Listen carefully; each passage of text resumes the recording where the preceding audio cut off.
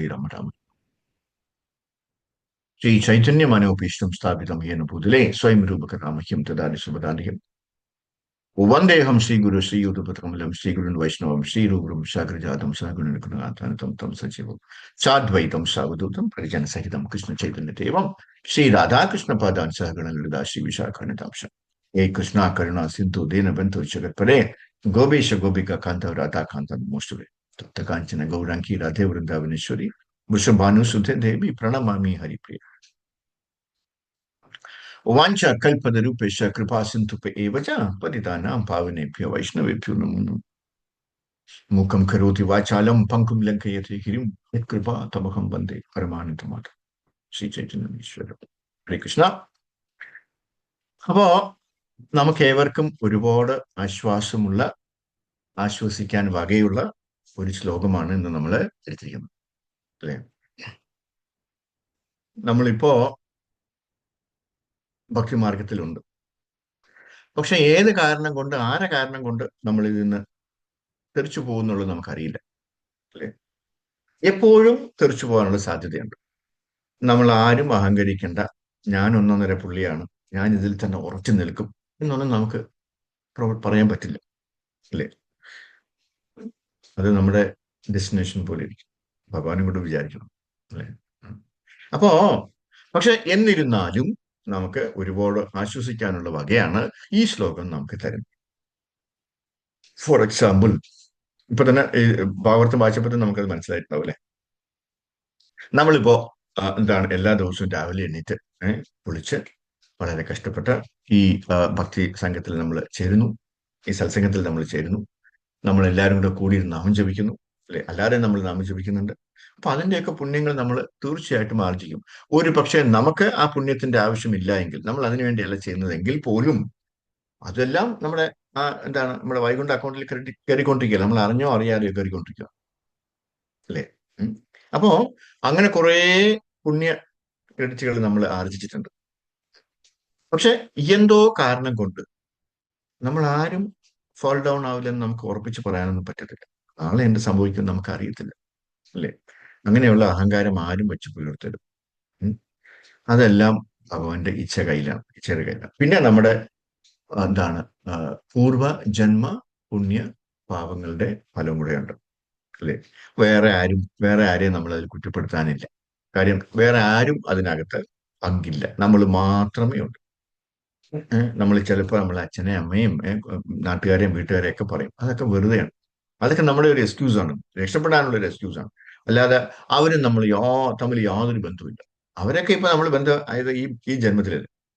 കഴിഞ്ഞ ജന്മത്തിൽ നമുക്ക് പൂച്ച അമ്മയും പൂച്ച അച്ഛനും, അല്ലെ? പൂച്ച ചിറ്റപ്പനും പൂച്ച കുഞ്ഞമ്മയൊക്കെ അല്ലേ ഉണ്ടായിരുന്നു.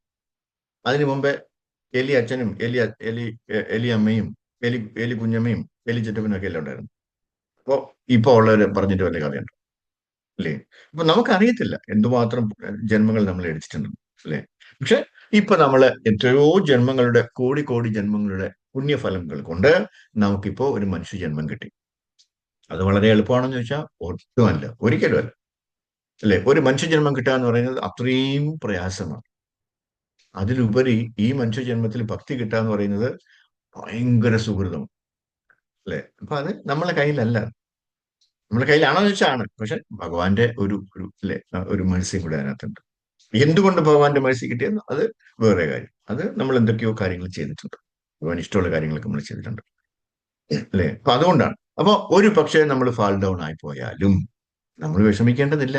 Still we are in A higher platform, അല്ലെ? കാര്യം എന്താണ്, നമ്മള് തീർച്ചയായിട്ടും ഇപ്പൊ കുറച്ചു കാലമൊക്കെ നമ്മൾ, അല്ലെ, മോളിൽ പോയിട്ട് നമ്മൾ ചെയ്ത പുണ്യങ്ങളൊക്കെ അനുഭവിച്ച് തിരിച്ച് താഴെ വന്നു കഴിഞ്ഞാൽ വരുമ്പോ നമുക്ക് അടുത്ത ജന്മം ഒരു മനുഷ്യജന്മം കിട്ടുമെന്നുള്ളതിന്റെ ഒരു ഉറപ്പ് ഇവിടെ ഈ ശ്ലോകം പറയുന്നുണ്ട്. അതൊരു വലിയ കാര്യമല്ലേ? അതിനി നമ്മള് എത്രയോ കോടിക്കണക്കിന് ജന്മങ്ങൾ എടുക്കേണ്ട ആവശ്യമില്ല ഒരു മനുഷ്യജന്മം കിട്ടാനായിട്ട്, അല്ലെ? ആ മനുഷ്യജന്മം എവിടെയായിരിക്കും എന്നും കൂടെ അത് പറയുന്നുണ്ട്. എന്താണ്? ഒന്നുകിൽ ഏതെങ്കിലും ഒരു നല്ല ധനികന്റെ വീട്ടിൽ, അല്ലെ? ഭക്തനായിട്ടുള്ള ഒരു ധനികന്റെ വീട്ടിൽ, അല്ലാതെ തലയെറിഞ്ഞു പോകുന്ന ധനികന്റെ വീട്ടിലല്ല, അല്ലെ? ഭക്തനായിട്ടുള്ള ധനികന്റെ വീട്ടിൽ. പിന്നെയോ അപ്പോ ചുറ്റുപാടെല്ലാം ഭക്തിക്ക് എല്ലാ സാഹചര്യങ്ങളിലും ഉള്ള ഒരു വീട്, അല്ലെ?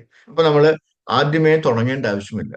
നമ്മൾ ജനിച്ച ഉടനെ ജനിച്ചു കഴിഞ്ഞ് ഒരു 2 വർഷം, 2 വയസ്സൊക്കെ ആകുമ്പോൾ തന്നെ, അല്ലെങ്കിൽ 1 വർഷം കഴിയുമ്പോൾ തന്നെ നമ്മൾ ശ്ലോകങ്ങളൊക്കെ പറഞ്ഞു തുടങ്ങും. കാര്യം എന്താണ്? നമ്മുടെ ഉള്ളിൽ അതൊക്കെ ഉണ്ട്. അതുകൊണ്ടാണ് ചില കുഞ്ഞുങ്ങളൊക്കെ ഇത്ര കൊച്ചു കുട്ടികളാണ് വളരെ കാര്യമായിട്ട് സ്ഫുടമായിട്ടും വളരെ ക്ലിയർ ആയിട്ടൊക്കെ ഭഗവത്ഗീതയുടെ ശ്ലോകങ്ങളൊക്കെ പറയുന്നത്, ഭാഗവതത്തിന്റെ ശ്ലോകങ്ങളൊക്കെ പറയുന്നത്. അവരെല്ലാം ഈ പറഞ്ഞതുപോലെ അവർ ജനിച്ചതാണ്. ഒരു ആശുപത്രിയിൽ 5 കുട്ടികളെ ഒരേപോലെ ഒരേ സമയത്ത് പ്രസവിക്കുകയാണെങ്കിൽ ഈ 5 കുട്ടികളുടെയും തലയിൽ എഴുതിയിരിക്കുന്നത് വേറെ വേറെയാണ്. ഒരു കുട്ടി വലിയ ധനാഢ്യന്റെ വീട്ടിലായിരിക്കും ജീവിക്കുക, അല്ലെ? അത് അടിപൊളിയായിട്ടായിരിക്കും, അടിപൊളി സെറ്റപ്പിലായിരിക്കും ജീവിക്കുക. മറ്റൊരു കുട്ടി വലിയൊരു ഭയങ്കര ഒരു ഭക്തന്റെ വീട്ടിലായിരിക്കും ജനിക്കുക. അതൊക്കെ കാരണം ഇപ്പൊ മനസ്സിലായില്ലേ? നമ്മൾ നേരത്തെ ചെയ്ത പുണ്യങ്ങളുടെ, അല്ലെ, അതിന്റെ ഏറ്റക്കുറച്ചിൽ കൊണ്ടാണ് നമുക്ക് ഇവിടെ ഏറ്റക്കുറച്ചിലുകൾ വരുന്നത്. എവിടെ? ഈ അടുത്ത ജന്മത്തിൽ ഏറ്റക്കുറച്ചിലുകൾ, അല്ലെ? അപ്പൊ ഒരുമിച്ച് ജനിച്ചവരെ രണ്ടുപേരെ നമ്മൾ താരതമ്യപ്പെടുത്തിയിട്ട് പക്ഷെ കഷ്ടമായി പോയി, ഞാനിക്ക് എന്താ ഇങ്ങനെ ഒരു ഗതി വന്നത് എന്ന് നമ്മൾ ചിന്തിച്ചിട്ട് വിഷമിക്കേണ്ട കാര്യമില്ല. കാര്യം എന്താണ്? നമ്മൾ ചെയ്ത കാര്യങ്ങളുടെ ഫലമാണ് ഇപ്പൊ നമ്മൾ അനുഭവിക്കുന്നത്, അല്ലെ? അപ്പൊ അത്രയും നന്മകൾ ചെയ്തിട്ടുണ്ടെങ്കിൽ, ആനുകൂല്യനെ കൃഷ്ണാനുശീലനമായി നമ്മൾ ജീവിച്ചിട്ടുണ്ടായിരുന്നെങ്കിൽ തീർച്ചയായിട്ടും നമുക്കും ഇതുപോലൊരു നല്ലൊരു ഒരു ജന്മം നമുക്ക് കിട്ടിയാണ്. അതുകൊണ്ട് ഇപ്പൊ നമുക്ക് കിട്ടിയിരിക്കുന്നത് ഏറ്റവും നല്ല ജന്മമാണ്, ഏറ്റവും നല്ല ജീവിതമാണ്. കാര്യം നമുക്ക് ഉതകുന്ന, അല്ലെങ്കിൽ നമുക്ക് വിധിച്ചിട്ടുള്ളതാണ്. അതിൽ നമ്മൾ വേറെ ആരെയും കുറ്റപ്പെടുത്തിയിട്ടോ, അല്ലെ കരഞ്ഞിട്ടോ വിഷമിച്ചിട്ടോ കാര്യമില്ല. അതൊക്കെ ബാക്കിയെല്ലാം എക്സ്ക്യൂസാണ്. ഇവിടെ ഞാൻ ജനിച്ചത് കൊണ്ടാണ് എനിക്ക് സംഭവിച്ചതെന്ന് പലരും പറഞ്ഞു കേട്ടിട്ടുണ്ട്. ഒരിക്കലും അല്ല. ഇവിടെ എന്തുകൊണ്ടാണ് നിങ്ങൾ ജനിക്കാനുള്ള കാര്യം ഉണ്ടായതെന്ന് നിങ്ങൾ നമ്മൾ സ്വയം അനലൈസ് ചെയ്യണം. എന്റെ കയ്യിരിപ്പ് കൊണ്ടാണ് ഞാൻ ഇവിടെ ജനിച്ചത് എന്ന് നമ്മൾ മനസ്സിലാക്കണം. മനസ്സിലായില്ല? അപ്പൊ നമ്മൾ ആരെയും കുറ്റം പറയാനായിട്ട് തോന്നത്തില്ല, അല്ലേ? ക്ലിയർ ആയിട്ടാണ്, വളരെ സ്പഷ്ടമായിട്ടാണ് അതിൽ എഴുതിയിരിക്കുന്നത്, അല്ലേ? എന്താണ്? അങ്ങനെ നിങ്ങൾ വായിക്കാം. യോഗത്തിൽ പരാജിതനായുന്ന അയാൾ, അതായത് ഈ ഭക്തിയിൽ എന്തെങ്കിലും പരാജയം പറ്റുപോയി കഴിഞ്ഞാൽ, പുണ്യം ചെയ്തവർക്കായുള്ള ഉപരിലോകങ്ങളിൽ ആനന്ദം അനുഭവിച്ചുകൊണ്ട്, അപ്പോൾ നമ്മൾ മുകളിലോട്ട് പോയി, അല്ലെ? സ്വർഗം, അതിന് മുകളിലുള്ള ലോകങ്ങളിലൊക്കെ പോയി, അവിടെ പോയി അടിപൊളിയായിട്ട് ഈ ഈ നമ്മളിപ്പോ കൊണ്ടുപോയ ക്രെഡിറ്റ് ഒക്കെ തീരുന്നത്, അല്ലെ, ആ പൈസ ഒക്കെ തീരുന്നത് വരെ നമ്മൾ അവിടെ നിന്ന് അടിപൊളിയായിട്ട് നിൽക്കും. എന്നിട്ട് സംഖ്യം സംവത്സരങ്ങൾ വാണതിനു ശേഷം നീതിനിഷ്ഠയുള്ള പുണ്യാത്മാക്കളുടെയോ ധനികരുടെയോ കുടുംബങ്ങളിൽ വീണ്ടും പിറക്കുന്നു. കണ്ടോ? അവിടെ കറക്റ്റായിട്ട് പ്രകൃതി അവിടെ കൊണ്ടും ബും വയ്ക്കുമല്ല, അല്ലെ? നമ്മൾ അതിനു വേണ്ടി പ്രത്യേകിച്ച് എന്റെ പറഞ്ഞ് എടുക്കേണ്ട ആവശ്യമില്ല. അതെല്ലാം അവരുടെ ജോലിയാണ്, അവരതെല്ലാം ക്ലിയർ ആയിട്ട് ചെയ്തോളൂ, അല്ലേ? നമ്മൾ അതിൽ നിന്ന് വിഷമിക്ക് സമയം കളയണ്ട ഒരു ആവശ്യമില്ല എന്നർത്ഥം. അപ്പൊ അതാണ് നമുക്ക് വളരെയധികം ആശ്വാസം തരുന്ന ഈ ഒരു ശ്ലോകം. നമുക്കതിന്റെ ബാക്കി വിശദാംശങ്ങളിലേക്ക് നമുക്ക് നോക്കാം, അല്ലെ? അപ്പോ അർജുനൻ ഭഗവാനോട് ചോദിച്ചപ്പോൾ, അല്ലെ, ഭക്തിയോഗത്തിൽ പൂർണ്ണത കൈവരിക്കാൻ ശ്രമിക്കുന്ന വ്യക്തികൾ ചിലപ്പോൾ വീണുപോയേക്കാം. പക്ഷേ ഒന്ന് വീണാലും നഷ്ടമില്ലെന്ന് ഉറപ്പ് നാരദമുനി ഉപദേശിച്ചു. തെക്വാ സ്വധർമ്മം ചരണാഭുജം ഹരേർ, അല്ലെ, ഭജൻ അപക്വോ തപഠേത് തതു യതി എന്നാണ് ശ്രീമദ് ഭാഗവതം പറയുന്നത്. തങ്ങളുടെ ജോലിയിൽ ഉറച്ചു നിൽക്കുന്നവർ, ചുമതലകൾ പാലിക്കുന്നവർ, എന്നാൽ കൃഷ്ണാബോധത്തിലല്ല. അവരെന്താണ് നേടുന്നത്, അല്ലെ? ഒരു വ്യക്തി അല്ലെങ്കിൽ വികാരം കൊണ്ടോ അല്ലെങ്കിൽ മറ്റേതെങ്കിലും സ്വാധീനത്തിൽ നിന്നോ ഈ പ്രസ്ഥാനമായ കൃഷ്ണാബോധത്തിൽ ചേരുന്നു. എന്നാൽ നിയമങ്ങളും നിയന്ത്രണങ്ങളും കർശനമായി പാലിക്കാൻ കഴിയാതെ താഴെ വീഴും, അല്ലെ? നമുക്ക് 4 റെഗുലേറ്ററി പ്രിൻസിപ്പിൾസ് ഉണ്ട്. നമ്മൾ ജപിക്കണം, നമ്മൾ ഏകാദശി വ്രതം എടുക്കണം, നമ്മൾ നമ്മൾ എന്താ കഴിക്കേണ്ടത്? പ്രസാദം മാത്രമേ കഴിക്കാൻ പാടുള്ളൂ, അല്ലെ? ഭഗവാൻ നേരിച്ചത് മാത്രമേ കഴിക്കാൻ പാടുള്ളൂ എന്നൊക്കെ കുറച്ചൊക്കെ നിയമങ്ങളൊക്കെ ഉണ്ട്, ആ നിയന്ത്രണങ്ങളൊക്കെ ഉണ്ട്, അല്ലെ? അതൊക്കെ കുറച്ചൊക്കെ പാലിക്കും, കുറച്ച് പാലിക്കില്ല, അല്ലെ? എല്ലാ ദിവസവും നമ്മൾ 16 റൗണ്ട് ജപിക്കണമെന്നാണ് പറയുന്നത്. അതിൽ വെള്ളം ചേർക്കുന്ന എത്ര പേരുണ്ടാവും, അല്ലെ? അതെല്ലാവർക്കും അറിയാം, പലർക്കും, അല്ലെ, അവരവർക്ക് അറിയാം ഞാൻ എന്താണ് ചെയ്തത്. നമ്മൾ ചെയ്യേണ്ട ധർമ്മങ്ങൾ ചെയ്തില്ലെങ്കിലാണ് ഇങ്ങനെയൊക്കെയുള്ള പ്രശ്നങ്ങൾ വരുന്നത്. നമ്മൾ വിചാരിക്കും, ഇപ്പൊ 16 മണി ജപിച്ചില്ലെങ്കിൽ എന്താ സംഭവിക്കുന്നത് അവിടെ, അല്ലെ? സംഭവിക്കും, നമ്മൾ അറിയത്തില്ല. പക്ഷെ അത് കാലക്രമേണ അത് നമ്മളെ ബാധിച്ചുകൊണ്ടേയിരിക്കും, അല്ലെ? ഒരു ചെറിയ എന്താണ് ക്യാൻസർ ആയിരിക്കും ഒരു സ്ഥലത്ത് വരിക, അതാണ് പിന്നെ പടർന്ന് പടർന്ന് പടർന്ന് പടർന്ന് പറഞ്ഞൊരു ദേഹം മുഴുവൻ പടരുക, അല്ലെ? ആ ക്യാൻസറാണ് ഇവിടെയുള്ളത്. ആ ക്യാൻസറിനകത്ത് ആ ക്യാൻസർ വരാതിരിക്കാൻ നമ്മൾ ശ്രമിക്കുക. അപ്പൊ അതെന്ത് ചെയ്യണം? നമ്മൾ നമ്മുടെ സാധനം കറക്റ്റായിട്ട് നമ്മൾ വെള്ളം ചേർക്കുമ്പോൾ അവിടെ ചെറിയൊരു ക്യാൻസർ ഉണ്ടായി എന്നർത്ഥം. അത് അവിടെ ഇരുന്ന് വലുതായി വലുതായി വലുതായി നമ്മളെ തന്നെ അങ്ങോട്ട് വിഴുങ്ങും, അല്ലെ? അതാണ് ഇവിടെ പറയുന്നത്. എന്താണ്? എന്നാൽ നിയമങ്ങളും നിയന്ത്രണങ്ങളും കർശനമായി പാലിക്കാൻ കഴിയാതെ താഴെ വീഴുന്നു. വീണുപോയെങ്കിലും ഒരു നഷ്ടവുമില്ലെന്നാണ് നാരദമുനി പറയുന്നത്, അല്ലെ? അങ്ങനെ വീണവർക്ക് എന്ത് സംഭവിക്കുന്നതാണ് നമ്മളിപ്പോ വായിച്ചത്, അല്ലെ? ഭാഗവതം പറയുന്നത് ഭൗതികമായ ജീവിത രീതികളും കടമകളും വളരെ ഭംഗിയായി ചെയ്യുന്ന, എന്നാൽ കൃഷ്ണാപുരത്തിലേക്ക് കടക്കാത്ത ഒരാൾക്ക് എന്താണ് നേട്ടം? നമ്മുടെ നാട്ടിൽ ഒരുപാട് ഭക്തന്മാരുണ്ട്, പക്ഷെ അവർ കൃഷ്ണാപുരത്തിലേക്ക് വന്നിട്ടില്ല. നിങ്ങൾ കൃഷ്ണനെ മാത്രമല്ലേ ഭജിക്കുള്ളൂ? അത് എനിക്ക് ഗണപതിയെ, മുരുകനെയും, അയ്യപ്പനെയും, എന്താണ് ദേവിയെയും, ശിവഭഗവാനെയും എല്ലാവരും ഭജിക്കണം. ആരെയും എനിക്ക് വിടാൻ താല്പര്യമില്ല എന്നാണ് ആൾക്കാർ പറയുന്നത്, അല്ലേ? ഒരാൾ ഈ പ്രസ്ഥാനത്തിൽ ചേർന്ന് കഴിഞ്ഞാൽ ചില കാരണങ്ങളാൽ പക്വതയില്ലായ്മ കൊണ്ട് അവൻ താഴെ വീഴും, തോൽക്കില്ല എന്ന് ഉറപ്പാണ് അവനെ സംബന്ധിച്ചിടത്തോളം, അല്ലെ? അവൻ ഇപ്പോഴും നേട്ടക്കാരനാണ്. അപ്പോൾ ഒരു ഫോർ എക്സാമ്പിൾ ഒരു കൊല്ലം നമ്മളെ കൂടെ, അല്ലെ, കൃഷ്ണാപൂരത്തിൽ വരികയും ജപിക്കുകയും, സത്സംഗത്തിലൊക്കെ പങ്കെടുക്കുകയും ഏകദേശ വ്രതമൊക്കെ എടുക്കുകയൊക്കെ ചെയ്തിട്ട് ഒരവസരത്തിൽ വീണു പോയാലും അവൻ തോൽവിയല്ല, അല്ലെ? അവന് നേട്ടം തന്നെയാണുള്ളത്. കാര്യം എന്താണ്? എവിടെ നിർത്തിയോ അവിടെ അവന് തുടരാൻ പറ്റും അടുത്ത ജന്മത്തിൽ, അല്ലെ?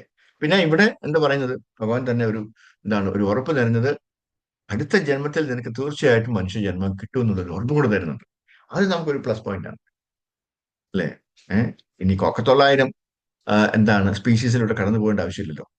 അടുത്ത ജന്മത്തിൽ നമുക്ക് ഒരു മനുഷ്യജന്മം കിട്ടും എന്നുള്ളത് ഒരു വാസ്തവം. അത് നല്ല രീതിയിലുള്ള മനുഷ്യജന്മം, അല്ലെ? അതൊരു പ്ലസ് പോയിന്റ്. അപ്പൊ നമുക്ക് നഷ്ടബോധം തോന്നേണ്ട യാതൊരു ആവശ്യമില്ലെന്നാണ് ഇവിടെ പ്രഖ്യാപിക്കുന്നത്, അല്ലെ? അപ്പോൾ നമ്മൾ നേട്ടക്കാരൻ. എന്നാൽ ഭൗതികമായ കടമകളിൽ ഉറച്ചു നിൽക്കുകയും എന്നാൽ കൃഷ്ണാബോധം സ്വീകരിക്കാതിരിക്കുകയും ചെയ്യുന്ന ഒരാൾ, അവൻ എന്താണ് നേടുന്നത്? വളരെ പ്രധാനപ്പെട്ട ചോദ്യമാണ്. ആത്മീയ കർത്തവ്യങ്ങൾ, അതീന്ദ്രിയ കർത്തവ്യങ്ങൾ, അല്ലെ? കൃഷ്ണാബോധമുള്ള കർത്തവ്യങ്ങൾ, കൃഷ്ണാബോധത്തിലുള്ള കർത്തവ്യങ്ങൾ എന്നിവ വളരെ മനോഹരമാണ്. നമ്മൾ വീണാലും നമ്മൾ എന്ത് ചെയ്താലും അത് നമ്മുടെ ഉറപ്പുള്ള സ്വത്താണ്. നമ്മുടെ വൈകുണ്ഠ ബാങ്കില് ക്രെഡിറ്റ്സ് എല്ലാം കിടപ്പുണ്ട്. ആ അക്കൗണ്ടില് നമ്മുടെ ചെയ്തു പോയ ക്രെഡിറ്റുകളെല്ലാം അതിനകത്ത് കിടപ്പുണ്ട്.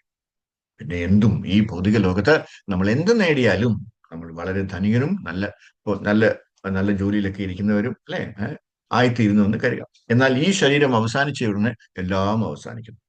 നമ്മൾ ഭൗതികമായി എന്തൊക്കെ നേടിയാലും, എത്ര കോടികൾ നമ്മൾ ബാങ്കിൽ ഇട്ടാലും, എത്രയൊക്കെ മറ്റുള്ളവരെ ഭൗതികമായി സഹായിച്ചാലും, അല്ലെ, അതെല്ലാം നമ്മൾ മരിക്കുന്നതോടുകൂടി തീർന്നു കിട്ടുക, അല്ലെ? നമുക്കൊരിക്കലും അതൊന്നും ക്യാരി ഫോർവേഡ് കൊണ്ടുപോകാൻ പറ്റില്ല, അടുത്ത ജന്മത്തിലേക്ക് കൊണ്ടുപോകാൻ പറ്റില്ല, അല്ലെ? ബാങ്കിൽ കിടക്കുന്ന പൈസ എടുത്തിട്ട് പോകാൻ പറ്റുമോ? ആ, നമ്മൾ എന്തായിരുന്നാലും പോവല്ലേ, നമുക്ക് ഇങ്ങനമാർക്ക് കൊടുക്കാൻ കുറച്ച് കാശ്, അല്ലെ? അവിടെയും കൈക്കൂലി കൊടുത്ത് ഒരു ചെരുപ്പം അങ്ങനെ വാങ്ങിച്ചിടാം അങ്ങോട്ട് പോകുന്ന വഴിക്ക് എന്ന് പറയാൻ പറ്റുമോ? പറ്റത്തില്ല, അല്ലേ? നമുക്കൊന്നും കൈ കൊണ്ടുപോകാൻ പറ്റില്ല. അതാണ് അലക്സാണ്ടർ ചക്രവർത്തി നമ്മളെ കാണിച്ചു തന്നത്, അല്ലെ? ആ രണ്ട് കൈകളും ഇങ്ങനെ പെട്ടിക്ക് വെളിയിൽ, ശവ പെട്ടിക്ക് വെളിയിൽ ഇങ്ങനെ ആട്ടിക്കൊണ്ടാണ് അദ്ദേഹം പോയത്. ഒന്നിന്റെ കയ്യിൽ ഒന്നും ഇല്ല എന്ന് കാണിക്കാനായിട്ട്. ഇപ്പോ നമ്മളുടെ ഫാക്ടറിയോ, നമ്മുടെ ഉരുപ്പിടികളോ, നമ്മുടെ കുടുംബമോ, നമ്മുടെ വീടോ, നമ്മുടെ പെരേടമോ, വസ്തുക്കളോ ഒന്നും തന്നെ നമ്മുടെ കൂടെ വരത്തില്ല, അല്ലെ? വലിയ ബിൽഡിംഗ് ഒക്കെ നമ്മൾ കെട്ടിയിടും, പക്ഷെ അതൊക്കെ നമ്മൾ കൊണ്ടുപോകാൻ പറ്റുമോ? പറ്റത്തില്ല, അല്ലെ? നമ്മളെ ബാലൻസ് കൊണ്ടുപോകാൻ പറ്റുമോ? ബാങ്ക് ബാലൻസ് കൊണ്ടുപോകാൻ പറ്റുമോ? പറ്റത്തില്ല, അല്ലെ? പക്ഷേ നമ്മള് കൃഷ്ണാബോധത്തിൽ എന്തെങ്കിലും ചെയ്തിട്ടുണ്ടെങ്കിൽ അതാണ് പുണ്യപ്രവർത്തനങ്ങൾ. അത് മാത്രം നമ്മുടെ കൂടെ വരുമെന്നാണ്. പാപവും വരും, പുണ്യം വരും. എന്നാൽ കൃഷ്ണാബോധത്തിൽ നമ്മൾ എന്ത് ചെയ്താലും അത് നമ്മളോടൊപ്പം വരും. നമുക്ക് മറ്റൊരു അവസരം നൽകുന്നതിന് രണ്ട് നല്ല സ്ഥലങ്ങളിൽ നമ്മളുടെ ജനനം ലഭിക്കും. അതാണ് ഇവിടെ പറഞ്ഞത്. ഇന്നത്തെ ശ്ലോകത്തിൽ എന്താണ് പറയുന്നത്? ശുചീനാം, എന്താ പറയുക, ശ്രീമദാം ഗേഹേ. പല കാരണങ്ങളാൽ ഈ കൃഷ്ണാബോധ പ്ലാറ്റ്ഫോമിൽ നിന്ന് വീണുപോയവർ ഒരു പക്ഷെ അവർ അടുത്ത ജീവിതത്തിന് ഒരു മനുഷ്യരൂപം ഉറപ്പ് നൽകിയിരിക്കുന്നു. പിന്നെ എവിടെ? ശുചീനാം ശ്രീമദാം ഗേഹെ. ഒരു നല്ല ഭക്തന്റെയോ ബ്രാഹ്മണന്റെയോ വീട്ടില്, ഒരു ധനികന്റെയോ ധനികന്റെ കുടുംബത്തിലോ ആണ് നമ്മളുടെ ജനനം. ഇനി അടുത്തത്, അല്ലെ? നമ്മുടെ ജീവിതത്തിന്റെ മനുഷ്യരൂപം മാത്രമല്ല, മെച്ചപ്പെട്ട ഒരു വീട്ടിൽ, മെച്ചപ്പെട്ട കുടുംബത്തിലും ഉറപ്പ് നൽകും. നമ്മുടെ കൃഷ്ണാബോധ സമൂഹത്തിൽ ജനിക്കുന്ന ഈ കുട്ടികൾ കഴിഞ്ഞ ജന്മത്തിൽ കൃഷ്ണാബോധം പൂർത്തിയാക്കാൻ കഴിയാത്തവരാണ്, അല്ലെ? ഇവര് അപ്പൊ അവരാണ് ഇപ്പൊ നമ്മള് പലരും കാണുന്നത്. നിങ്ങൾക്ക് ഒരു ഉദാഹരണം ഞാൻ പറഞ്ഞുതരാം. നമ്മുടെ ഫോർഡ് മുതലാളി, ആൽഫ്രഡ് ഫ്രോഡ് എന്നാണ് അദ്ദേഹത്തിന്റെ പേര്. അദ്ദേഹം നമ്മുടെ ഈ കൃഷ്ണാബോധത്തിൽ ചേർന്നിട്ടുണ്ട്. പ്രഭുപാദരുടെ നല്ലൊരു ശിഷ്യനായിരുന്നു, അല്ലെ? ഫോർഡ് FORD, ഫോർഡ് കാറുകൾ, അല്ലെ? അമേരിക്കൻ കമ്പനിയാണ്. ഭയങ്കര സ്വത്താണ് അവർക്ക്, അല്ലെ? പക്ഷേ ഈ TOP തുടങ്ങിയപ്പോൾ നമ്മൾ ടെമ്പിൾ ഓഫ് വേദിക് പ്ലാനറ്റോറിയം, നമ്മളൊരു പുതിയ ടെമ്പിൾ വരുന്നില്ലേ മായാപൂര്, അതിന്റെ ഏതാണ്ട് ഒരു 50% പൈസ ഇട്ടിരിക്കുന്നത് അദ്ദേഹമാണ്. എത്രയോ കോടിയാണ്.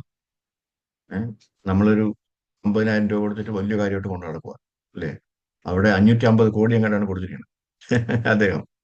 കാര്യം അദ്ദേഹത്തിന് ഉണ്ട്, ആസ്തി ഉണ്ട്, അല്ലേ? അദ്ദേഹം അമേരിക്കക്കാരനാണ്. ഏ? ആ, അതാണ്. എന്താ പറയാ, തങ്കത്തിൽ പൊതിഞ്ഞ ഒരു മനുഷ്യനാണെന്ന് പറയാം. ഇത്രയും തങ്കപ്പെട്ട ഒരു മനുഷ്യനാണ്. വളരെ എന്താണ് ഈ, വളരെ എളിമയുള്ള ഒരു മനുഷ്യൻ. ഞാൻ കണ്ടിട്ടുണ്ട്, നമ്മൾ അടുത്ത് കണ്ടിട്ടുണ്ട്, നമ്മൾ സംസാരിച്ചിട്ടുണ്ട്, നമ്മൾ കമ്മ്യൂണിക്കേറ്റ് ചെയ്തിട്ടുണ്ട്. ഇല്ല, അദ്ദേഹം ഖത്തറിൽ വന്നപ്പോൾ കണ്ടതാണ്. ഉം.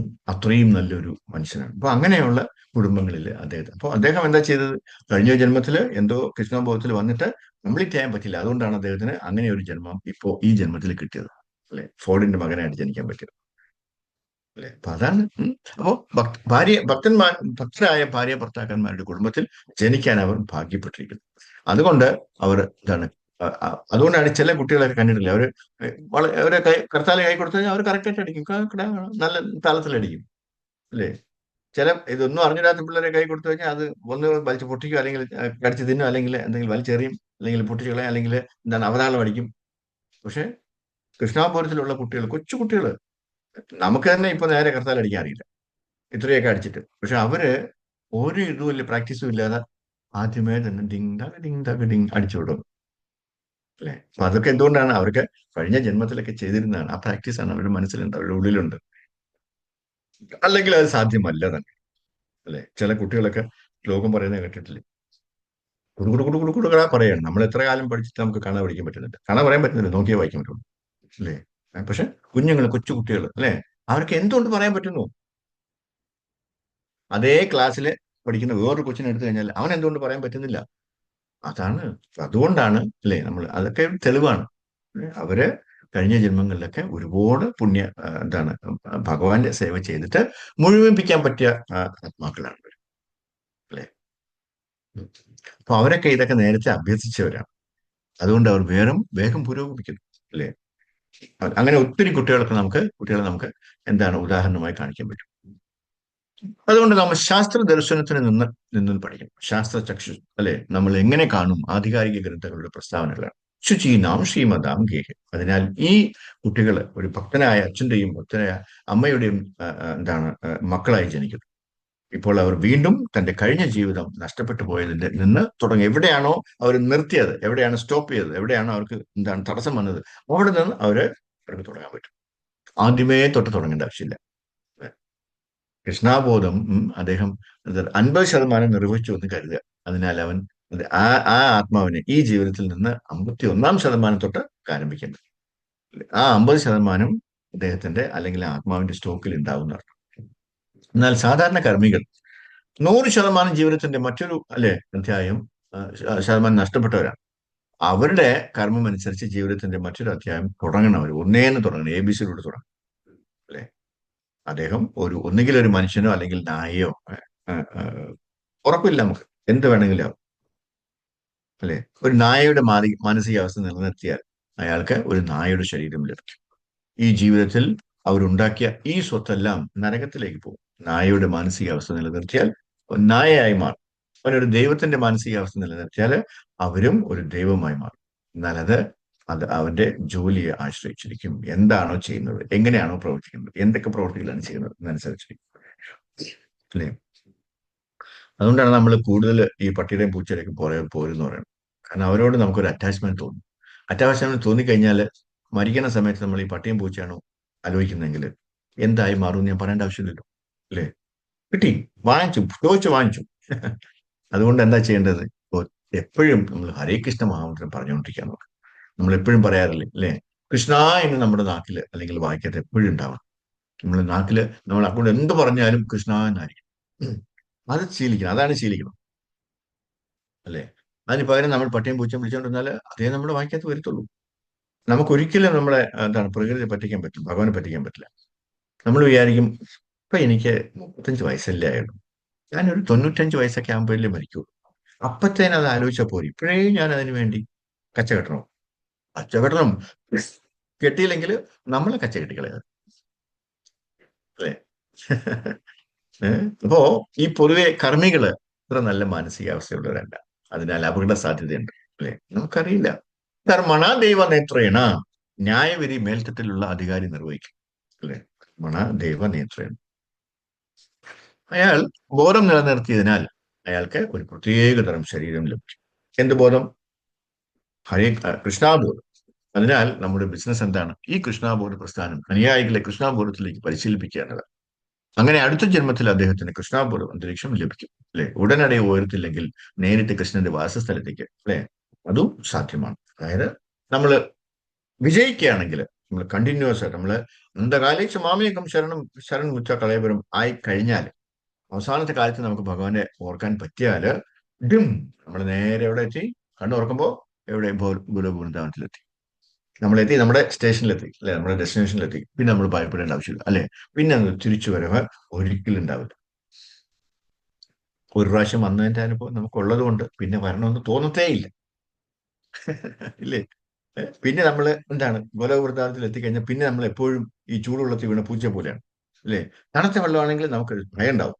വേണ്ട, ഇത് തൊടണ്ട, തൊട്ടാ പിന്നെ ചിലപ്പോൾ നമ്മൾ വീണ്ടും പോയിട്ട് വരും എന്നുള്ളത്, അല്ലേ? അപ്പോ അതാണ് നമ്മൾ വളരെ സൂക്ഷിക്കും. പിന്നെ ഇങ്ങോട്ട് വരും, അതാണ് ഒരിക്കലും വരില്ല എന്ന് പറയുന്നത്. കാരണം ഇപ്പൊ നമ്മുടെ അനുഭവിച്ചൊക്കെ നമുക്കറിയാം, അല്ലേ? നമുക്കറിയാൻ പറ്റും നമ്മൾ എന്തൊക്കെയാണ് ഇവിടെ കഷ്ടപ്പെട്ടത്. അപ്പൊ അതുകൊണ്ട് തിരിച്ചു പോകുമ്പോഴത്തേനും പിന്നെ നമുക്ക് തിരിച്ചു വരണം തോന്നത്തില്ല. ഇപ്പൊ നമുക്ക് നേരിട്ട് ഭഗവാന്റെ വാസസ്ഥലത്തേക്ക് പോകാൻ പറ്റും. മധ്യാജീമാം, അല്ലെ? പ്രിയാന്തിമാം, അല്ലെ? അതൊക്കെ പറയുന്നുണ്ട്. എന്റെ ഭക്തരായവർ എന്റെ സ്ഥലത്തേക്ക് വരും, ഭഗവാൻ പറയുന്നതാണ് 9-ാമത്തെ അധ്യായത്തിൽ. അതിനാൽ നമ്മൾ ഈ ജീവിതത്തിൽ നമ്മളുടെ കൃഷ്ണാബോധം പരിപൂർണമാക്കുകയാണെങ്കിൽ വീട്ടിലേക്ക്, അല്ലെങ്കിൽ നമ്മുടെ സ്വന്തം വീട്ടിലേക്ക്, കൃഷ്ണനിലേക്ക് തിരികെ പോകാൻ നമുക്ക് സ്ഥാനക്കയറ്റം ലഭിക്കുമെന്ന് ഉറപ്പാണ്, അല്ലെ? നമ്മൾ താഴോട്ട് പോയില്ല. നമ്മൾ പൂർണ്ണത കൈവരിക്കുന്നില്ലെങ്കിൽ അടുത്ത ജന്മം ഒരു ധനികന്റെ കുടുംബത്തിലോ കൃഷ്ണാബോധമുള്ള കുടുംബത്തിലോ വളരെ മനോഹരമായ ഒരു മനുഷ്യ ശരീരം ഉറപ്പു നൽകും, അല്ലെ? ഈ പ്രസ്ഥാനം എത്ര നല്ലതാണെന്ന് മനസ്സിലാക്കാൻ നമ്മൾ ശ്രമിക്കണം. അപ്പൊ ഇതിനൊക്കെ നമുക്കിതൊക്കെ കേൾക്കാനും ഇതൊക്കെ പ്രാവർത്തികമാക്കാനും ഇതൊക്കെ മനസ്സിലാക്കാനും ഒക്കെ സാധിച്ചത് എന്തുകൊണ്ടാണ്? നമ്മൾ ഈ ഇസ്കോൺ, അല്ലെങ്കിൽ നമ്മൾ ഈ കൃഷ്ണാബോധ പ്രസ്ഥാനത്തിലേക്ക് വന്നതുകൊണ്ടാണ്. അതല്ല എങ്കിൽ നമ്മളിപ്പോ പുറച്ചു മൂടി കിടന്നുറങ്ങിയ, അല്ലേ? അല്ലെ? ഒരിക്കലും നമുക്ക് ഇതൊന്നും തോന്നത്തേയില്ല. ഏഹ് എന്തൊക്കെയോ ചെയ്യുന്നു, മറ്റുള്ളവരൊക്കെ ചെയ്യുന്നത് നമ്മളും ചെയ്യുന്നു, അല്ലെ?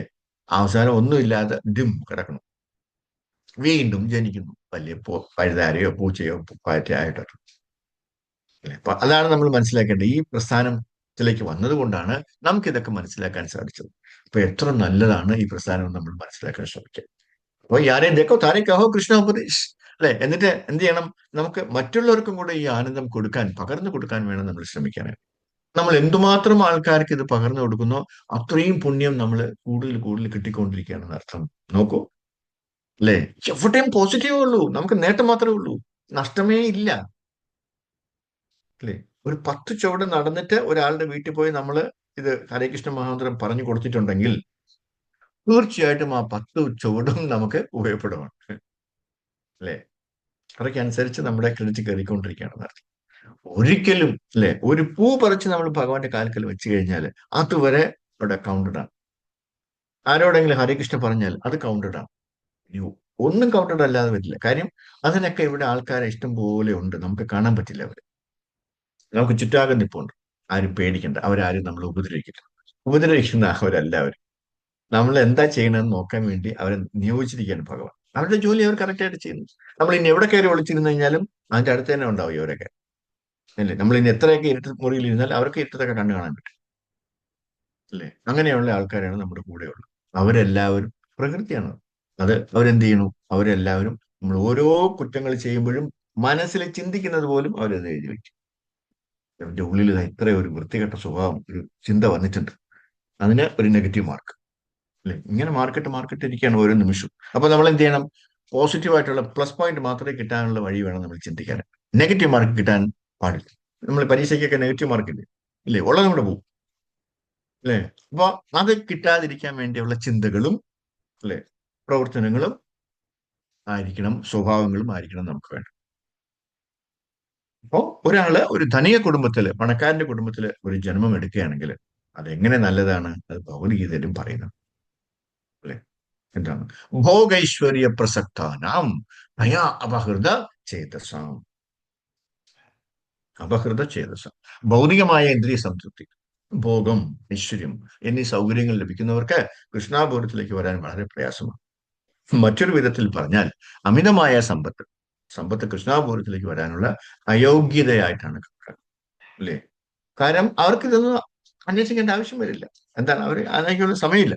കൃഷ്ണാപൂരം അതെന്തോന്നു? അത് ഈ പിച്ചക്കാരെ പോലെ ഈ സഞ്ചിയൊക്കെ കൊണ്ട് നടക്കുന്നുണ്ട്. ഏയ് എനിക്കത് വേണ്ടെന്ന് പറയും. അല്ലേ? അപ്പോ അപ്പൊ ആ ഒരു എന്താണ് ആ ഒരു ലോകത്തിൽ ജനിച്ചത്, അല്ലെങ്കിൽ ആ കുടുംബത്തിൽ ജനിച്ചതുകൊണ്ട്, ജീവിച്ചതുകൊണ്ട്, ജനിച്ചതുകൊണ്ട് അവന് കൃഷ്ണാപുരത്തിലേക്ക് വരാൻ പറ്റുന്നില്ല. അല്ലേ? പക്ഷെ എല്ലാവരും അങ്ങനെയല്ല. അതിലേക്ക് ഒരുപാട് എന്താണ് എക്സെപ്ഷൻസ് ഉണ്ട്. എന്നാൽ എല്ലായ്പ്പോഴും ഒരുപോലെയല്ല. ധാരാളം ആളുകളുണ്ട്. അവർ സഹവസിച്ചിട്ടുണ്ടെങ്കിലും അവർ നിർഭാഗ്യവശാൽ അവർ ആത്മീയമായി പുരോഗമിച്ച പുരുഷന്മാരുമായി അനുകൂലമായി സഹവസിക്കുന്നത്. അതാണ് അവരുടെ പോരായ്മ. ആത്മീയ പുരോഗതി പാവപ്പെട്ടവന്റെ കാര്യമാണെന്ന് അവർ കരുതുന്നു. അവർക്ക് ഭക്ഷണം കഴിക്കാൻ പര്യാപ്തമല്ല, അതിനാൽ അവർ ഹരേ കൃഷ്ണൻ ജപിക്കുന്നു എന്നാണ് പലരും ഓർത്തു വെച്ചിരിക്കുന്നത്. അല്ലെ? എന്ത് ചെയ്യാൻ പറ്റും ഇതിനൊക്കെ? എന്നാൽ ഒരാൾ ബുദ്ധിമാനാണെങ്കിൽ, അയാൾക്ക് നല്ല സഹവാസം ലഭിച്ചിട്ടുണ്ടെങ്കിൽ, അവൻ ഭഗവത്ഗീതയുടെ വിധി മനസ്സിലാക്കുന്നു. അതാണ് ഇവിടെ പറയുന്നത്. എന്താണ്? ശുചീനാം ശ്രീമതാം ഗേഹേ യോഗഭ്രഷ്ട സഞ്ചായതേ. ഒരു വിചാരിച്ചു കഴിഞ്ഞാൽ, അങ്ങനെയുള്ള ആത്മാർത്ഥികൾ വിചാരിച്ചു കഴിഞ്ഞാൽ, എനിക്ക് ഈ ഐശ്വര്യത്തിന്റെ അവസരം ലഭിച്ചു, എന്റെ ജീവിതത്തെക്കുറിച്ചും ഭക്ഷണത്തെക്കുറിച്ചും എനിക്ക് വിഷമിക്കാനൊന്നുമില്ല, എല്ലാം എനിക്ക് അപ്പോഴെപ്പോഴും കിട്ടുന്നുണ്ട്, 3 നേരം ആഹാരം സുഖമായിട്ട് കിട്ടുന്നുണ്ട്, ഞാൻ ധനികനായി ജനിച്ചിരിക്കുന്നു, എന്തുകൊണ്ടാണ് എനിക്ക് ഇത്രയധികം അവസരം നൽകുന്നത്? കാരണം അവസാനമായി ഞാൻ കൃഷ്ണാബോധം നടപ്പിലാക്കി, ആ യോഗം ഞാൻ കൈവരിച്ചതാണ്. ആ കൈവരിച്ചത് കൊണ്ടാണ് അല്ലെ എനിക്ക് ഈ ഭാഗ്യം ഇപ്പോൾ ഉണ്ടാകുന്നത്. എനിക്ക് പൂർത്തിയാക്കാൻ കഴിഞ്ഞിട്ടില്ല, അതുകൊണ്ടാണ് എനിക്ക് വീണ്ടും ജനിക്കേണ്ടി വന്നത്. അതിനാൽ ഭഗവാൻ കൃഷ്ണൻ എനിക്ക് ഈ അവസരം തന്നു.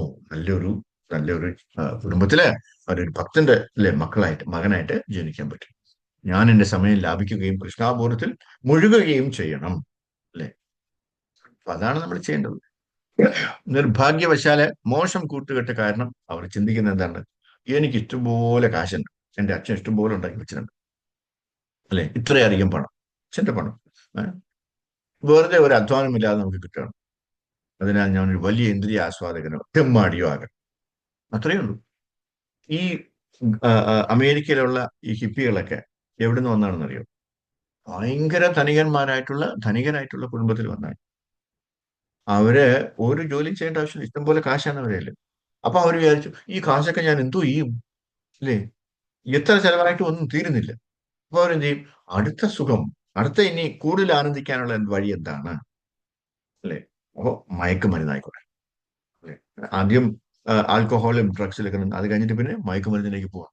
മയക്കുമരുന്ന് അവരിങ്ങനെ ഈ കണ്ടുപിടിക്കുന്ന ആൾക്കാർ ഓരോ മാസവും ഇങ്ങനെ പുതിയ പുതിയ മയക്കുമരുന്നുകൾ കൊണ്ടുകൊണ്ടിരിക്കുകയാണ്. അല്ലെ? അതൊക്കെ അവരുടെ ആൾക്കാർ ഇത് താല്പര്യമുള്ള ആൾക്കാരിൽ എത്തും. അല്ലെ?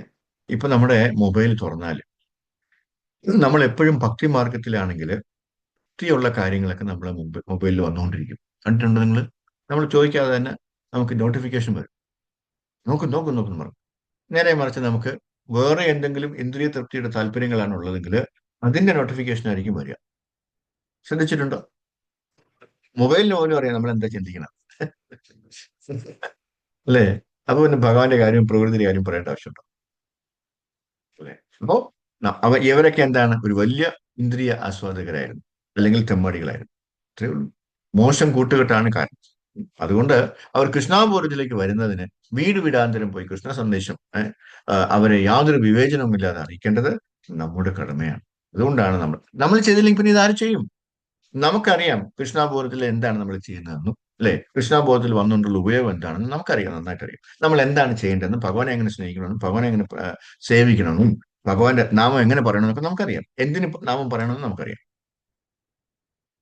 അല്ലെ? അപ്പൊ നമ്മൾ എന്ത് ചെയ്യണം? ഇതൊക്കെ മറ്റുള്ളവർക്ക് എത്തിക്കാന്നുള്ളത്. എല്ലാ വീട്ടിലും കയറി ഇറങ്ങണം. അവർ സ്വീകരിക്കോ ഇല്ല എന്നുള്ളത് നമുക്ക് പ്രശ്നമല്ല. നമുക്ക് കിട്ടിയത് ആ നിധി, അല്ലെ? എന്താണ്? വിലമതിക്കാനാവാത്ത ആ നിധി മറ്റുള്ളവർക്കും കൂടെ പങ്കിട്ട് കൊടുക്കാൻ ശ്രമിക്കുക. അപ്പോ നമ്മളതിലിരിക്കുന്ന ആ വില കൂടി കൂടി കൂടി കൂടി കൂടി വരികയാണ്. ഇന്ന് 10 ലക്ഷം ആണെങ്കിൽ, അല്ലെ, അത് ഇങ്ങനെ ആൾക്കാർക്ക് അത് വിതരണം ചെയ്യുമ്പോൾ തന്നെ അത് കുറവ് വരില്ല. അത് 10 ലക്ഷം എന്ന് പറഞ്ഞാൽ 20 ലക്ഷം ആയി വരികയാണ്. ക്രെഡിറ്റ്, പൈസ അല്ല, ക്രെഡിറ്റ്. അപ്പൊ നമുക്ക് എന്തെങ്കിലും നഷ്ടമുണ്ടോ അതിൽ? നമുക്ക് നഷ്ടപ്പെടാൻ ഒന്നുമില്ല. നമുക്ക് നേട്ടം മാത്രമേ ഉള്ളൂ. അപ്പൊ നമ്മൾ എന്ത് ചെയ്യണം? ഈ ആരെയും തേക്കോ താരേക്കോ കൃഷ്ണ ഉപദേശ്. അത് വേണം നമ്മൾ എപ്പോഴും പരിശീലിക്കണം. അത് നമ്മുടെ മനസ്സിൽ ഉണ്ടാവണം. ആരെ കണ്ടാലും ഇയാള് ഒന്ന് പറഞ്ഞു നോക്കാം എന്നും പറഞ്ഞിട്ട് ഓടിപ്പോയി എന്താണ് ഹെഡ് ചെയ്യണം. അപ്പോഴായിരിക്കും നമ്മൾ അറിയുന്നു, അയ്യോ ഇയാൾ ഇത് നോക്കിയിരിക്കുമായിരുന്നു കഴിഞ്ഞ കുറെ കാലമുണ്ട്, 10-12 കൊല്ലമോ ഞാൻ ഇങ്ങനെ അന്വേഷിച്ച് നടക്കുമായിരുന്നു, അല്ലേ? വന്നതിൽ ഒരുപാട് സന്തോഷം. ഇത്രയും കാര്യം അറിയാൻ പറ്റിയല്ലോ. നിങ്ങളുടെ അമ്പലം എവിടെയാണ്, നിങ്ങളുടെ എവിടെയാണ് സത്സംഗം, അല്ലേ? ഇങ്ങനെ ഈ കൊല്ലം സത്സംഗം അതിന്റെ ലിങ്ക് എന്തോണം ഒന്ന് പറഞ്ഞു തരും, ഞാൻ അടുത്ത ആഴ്ച മുതൽ ഞാനും കയറുമെന്നൊക്കെ അവർ പറയും. മനസ്സിലായില്ലേ? ഭഗവാനെ അറിയാം. ഈ ലിങ്കിലേക്ക് കയറാൻ താല്പര്യമുള്ള ആൾക്കാരാണ്. അതുകൊണ്ടാണ് നമ്മൾ ഫ്രണ്ടിൽ കൊണ്ട് നിർത്തുന്നത്. അപ്പോ നമ്മൾ കണ്ടിട്ട് മിണ്ടാതിരുന്ന വല്ലതും പറയാൻ പറ്റുമോ? ഇല്ല. ആരെ കണ്ടാലും ചിരിക്കണം, ആരെ കണ്ടാലും ഹരികൃഷ്ണൻ പറയാം, അല്ലേ? അപ്പോ എന്നിട്ട് എങ്കിലേ നമുക്കൊരു സംഭാഷണം തുടങ്ങാൻ പറ്റും. ട്രെയിനിലൊക്കെ നമ്മൾ യാത്ര ചെയ്യുമ്പോൾ എന്തുമാത്രം ആൾക്കാരെയാണ് കിട്ടുന്നത്. ഞാൻ കിട്ടുന്ന അവസരം മുഴുവൻ ഞാൻ ആർക്കെങ്കിലുമൊക്കെ എന്തെങ്കിലുമൊക്കെ പറഞ്ഞുകൊണ്ട്, അല്ലേ? ഞാൻ ക്രിസ്ത്യാനികളോടും പറഞ്ഞിട്ടുണ്ട്. എല്ലാം തീർന്നതിന് ശേഷം അവസാനം റെയിൽവേ സ്റ്റേഷനിൽ ഇറങ്ങാറായപ്പോഴാണ് അവർ പറയുന്നത്, ഞാൻ പള്ളിയിൽ പോകാറുണ്ട് കേട്ടോ. ഉം. ആ ആ ഞങ്ങൾ പള്ളിയിൽ പോകുന്ന ആൾക്കാരാണ്. പക്ഷെ അവരോട് പറഞ്ഞ ഒരു കൃതാർത്ഥത എനിക്കുണ്ടായി. കാര്യം എന്താണ്? ചിലപ്പോ അവര്, അല്ലേ, പള്ളിയിൽ പോകണമെങ്കിൽ എന്താ കുഴപ്പം? പള്ളി പൊക്കോട്ടെ. എന്നാലും അവർ കൃഷ്ണബോധത്തിൽ വന്നുകൂടി വരാമല്ലോ, തീർച്ചയായിട്ടും വരും. ഇതിൽ നമുക്ക് ജാതിയോ മതമോ, അല്ലേ, തൊട്ടുകൂടായ്മയോ ഒന്നുമില്ല. ആർക്ക് വേണമെങ്കിലും സ്വാഗതം. ആരെയും നമുക്ക് ഇതിലേക്ക് ആകർഷിച്ച് കൊണ്ടുവരാൻ പറ്റും. പിന്നെ എന്തുകൊണ്ട് നമ്മൾ മടിക്കുന്നു? നമ്മൾ മടിക്കേണ്ട യാതൊരു ആവശ്യം, നമ്മൾ ആരും പിടിച്ചു നിർത്തില്ല, ഒരു റെസ്ട്രിക്ഷനും ഇല്ല, അല്ലേ? അവർ കേട്ടില്ലെങ്കിലോ ഓട്ടെ, കുഴപ്പമില്ല. ഞാൻ പറയാനുള്ളത് പറഞ്ഞു. നമുക്ക് എന്തെങ്കിലും നഷ്ടപ്പെടും? ഇല്ലല്ലോ. നമുക്ക് എന്നാലും ക്രെഡിറ്റ് ഉണ്ട്. എന്താണ്? ഒരാളിനോട് പറഞ്ഞു എന്നുള്ള ക്രെഡിറ്റ് നമ്മളൊക്കെ കയറുകയാണ്. അതിനുവേണ്ടി അല്ല പറയുന്നത്, ഒരിക്കലും അങ്ങനെ ചിന്തിക്കുക ചെയ്യരുത്. പക്ഷെ നമുക്ക് ഓട്ടോമാറ്റിക് ആയിട്ട് അത് വരും. അതും കൂടെ നമ്മൾ പറഞ്ഞതെന്ന് വെച്ചാൽ അതുകൊണ്ട് അത് ഇല്ലാതില്ല എന്ന് പറയും. അതുകൊണ്ടാണ് ഈ പറയുന്നത്. അതുകൊണ്ടാണ് ഇവിടെ ഭഗവത്ഗീതയിൽ പറയും, അല്ലെ? ഇപ്പൊ എന്തെല്ലാം നേട്ടങ്ങളാണ് നമുക്കുള്ളത്, അല്ലെ? ഇപ്പൊ ഇന്നത്തെ ശ്ലോകം വളരെ വളരെ ആശ്വാസകരമായിട്ട് ഉള്ള ഒരു കാര്യമാണ്. നമുക്ക് ഒരു പ്രാവശ്യം നമ്മൾ ഹരികൃഷ്ണ മഹാമന്ത്രം പറഞ്ഞിട്ടുണ്ടെങ്കിൽ അത് നമ്മുടെ ക്രെഡിറ്റില് വൈകുണ്ഠ ബാങ്കില് വൈകുണ്ഠ അക്കൗണ്ടിൽ കയറിയെന്നാണ്, അല്ലെ? അപ്പൊ നമ്മൾ എന്ത് ചെയ്യണം? എന്തുമാത്രം പറയാൻ പറ്റും അത്രയും പറഞ്ഞുകൊണ്ടിരിക്കണം. 16 നിർത്തരുത്. 16 കഴിഞ്ഞിട്ട് വീണ്ടും പറഞ്ഞുകൊണ്ടിരിക്കണം. എന്തിനാ? വേറെ പറഞ്ഞുകൊണ്ടിരുന്നില്ലെങ്കിൽ നമ്മൾ വേറെ എന്തെങ്കിലും ചിന്ത നമ്മൾ മനസ്സിൽ കയറി വരും. ആവശ്യമില്ലാത്ത കാര്യങ്ങളൊക്കെ നമ്മൾ ചെയ്യാൻ തുടങ്ങും, അല്ലേ? അതിനേക്കാൾ നല്ലത് അതൊന്നും ഒഴിവാക്കിയിട്ട് എപ്പോഴും ഹരേകൃഷ്ണ മഹോദരത്തിൽ നിൽക്കുന്നതല്ല. അതാണ് നമ്മൾ ചെയ്യേണ്ടത്. ഓക്കെ. അപ്പോ ഞാനിവിടെ നിർത്തുകയാണ്. എന്തെങ്കിലും ചോദ്യം ഉണ്ടോ എന്ന് ചോദിക്കാം. ഹരേ കൃഷ്ണ. ഹരേ കൃഷ്ണ. ഹരേ സംശയമുണ്ട്, കൃഷ്ണ. ചോദിക്കാം.